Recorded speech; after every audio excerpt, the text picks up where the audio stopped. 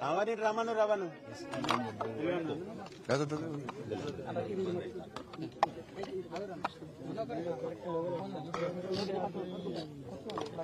తెలంగాణ రాష్ట్రంలో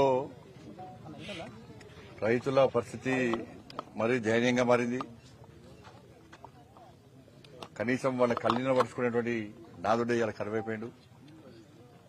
కనీసం వాళ్ళ గోసల్ని వినడానికి కూడా, వాళ్ళ బాధలు పట్టించుకోవడానికి కూడా రాష్ట్ర ప్రభుత్వం సిద్ధంగా లేదు.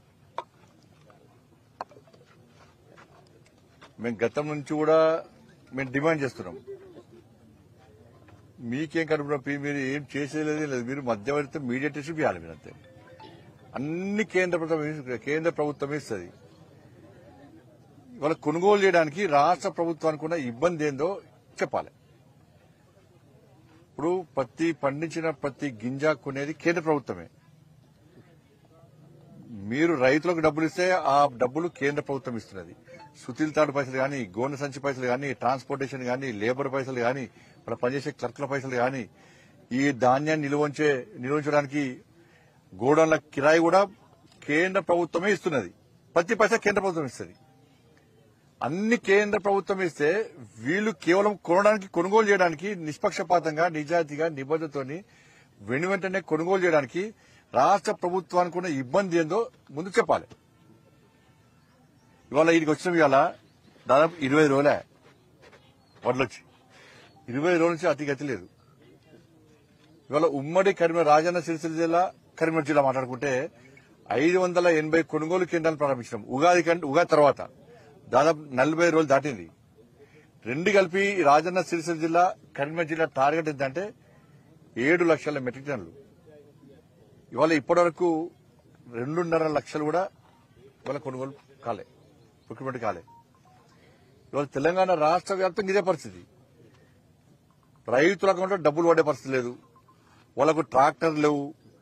రైతుల ట్రాక్టర్లు తీసుకొనిలేరు, లారీలు అంటున్నారు. ఇవాళ నిన్న మొన్న వర్షాలు పడ్డాయి, అంతకుముందు వర్షాలు పడ్డాయి. వర్షాలు పడితే వర్షానికి తరుస్తున్నాయి, ఎండకి ఎడుతున్నాయి. ఇవాళ తరుగు పేరుతోని ఇవాళ ఇష్టానుసారంగా కడిగిస్తున్నారు. ఇవాళ కొనుగోలు అయిపోయిన తర్వాత కూడా తెల్లారి ట్రాన్స్పోర్టేషన్ కోసం వచ్చినప్పుడు కూడా మళ్ళీ తీసి మళ్ళీ దాని దగ్గర కటింగ్ పెడుతున్నారు. కాబట్టి ఎన్నోళ్ళ పరిస్థితి. ఇవాళ నిన్న వానల వల్ల మొత్తం ధాన్యం అంతా తడిసిపోయింది. కొనుగోలు కేంద్రాలు మొత్తం నీటిమయమే అయిపోయినాయి. రైతులు వాళ్ళ గోస చెప్పలేని పరిస్థితి. వాళ్ళ గోడు వినడానికి కూడా ఎవ్వరు వస్తలేరు. ఇవాళ అధికారులకు, జిల్లా కలెక్టర్లకు పూర్తి స్వేచ్ఛనిస్తే వాళ్ళు చేస్తారు పని. దీనిలో రాజకీయ జోక్యం. నిన్న ఇక్కడ కూడా ఎవరైనా మన కార్యకర్తలు, ఇతర పార్టీల కార్యకర్తలు వచ్చి కనీసం ప్రశ్నించే ప్రయత్నం చేస్తే కాంగ్రెస్ పార్టీ నాయకులు ఒత్తిడి తీసుకొచ్చి కేసులు పెడుతున్నారట. అంటే రైతుల కోసం, రైతుల ధాన్యం గురించి మాట్లాడుతూ కూడా కేసులు పెడుతున్నారు. గత ప్రభుత్వం ఏ విధంగా అరాచకం చేసిందో దాని తగ్గట్టుగా ఈ ప్రభుత్వం గట్టిగా అరాచకం చేస్తున్నది. కాబట్టి ఇచ్చేది కేంద్ర ప్రభుత్వం, కొనేది కేంద్ర ప్రభుత్వం. మీరు కొనివ్వడానికి మీకున్న ఇబ్బంది ఎంతో రాష్ట్ర ప్రభుత్వం చెప్పాలి. ఇక లాస్ట్ గణేశ్వర్ ముఖ్యమంత్రి గారు ఇవన్నీ పడుకోకుండా మొత్తం చేతెత్తేసింది. ఈయనతో ఏం కాదు అంటున్నాడు. మీతో వేరే విషయాలు ఏం కాదు కావచ్చు. ఇది కేంద్ర ప్రభుత్వం పైసలు ఇస్తుంది కదా, మీకున్న ఇబ్బంది ఎంతో చెప్పాలి రాష్ట్ర ముఖ్యమంత్రి గారు. కాబట్టి తెలంగాణ రాష్ట్ర వ్యాప్తంగా రైతులు అరిగోస పడుతున్నారు. ఈ గోడు చెప్పడానికి వర్ణనాయితం ఇది. కాబట్టి ఇప్పటికైనా రాష్ట్ర ప్రభుత్వం స్పందించాలి. అధికారులకు స్వేచ్ఛనివ్వండి, వాళ్లకు పూర్తి స్వేచ్ఛనిచ్చి వాళ్ళు పనిచేసుకునే విధంగా ప్రయత్నించండి. రాజకీయ జోక్యం పక్క పెట్టండి. ట్రాన్స్పోర్టేషన్ విషయంలో ఇబ్బంది వస్తున్నది. వాటి ప్రత్యేకంగా సౌకర్యం కల్పించాల్సిన బాధ్యత ప్రభుత్వం మీద ఉంది. బట్ వెంటనే ప్రభుత్వం స్పందించాల్సిన డిమాండ్ చేస్తున్నాం. నిన్నటి కురిసిన వర్షాల వల్ల మొత్తం ఎక్కడికక్కడ ధాన్యం జరిపింది. నష్టపోయిన రైతులను ఆదుకోవాల్సిన బాధ్యత రాష్ట్ర ప్రభుత్వం మీద ఉంది. ధాన్యం ఇట్లుంది అట్లుందని కాదు, ప్రతి గింజ రాష్ట్ర ప్రభుత్వం కొనాల్సిందే, రైతులను ఆదుకోవాల్సిందే. రైతులు మళ్ళా ఎందుకు వ్యవసాయం చేస్తున్నారా అన్నటువంటి బాధలు పరిస్థితులు తెలంగాణ రాష్ట్రంలో ఉంది.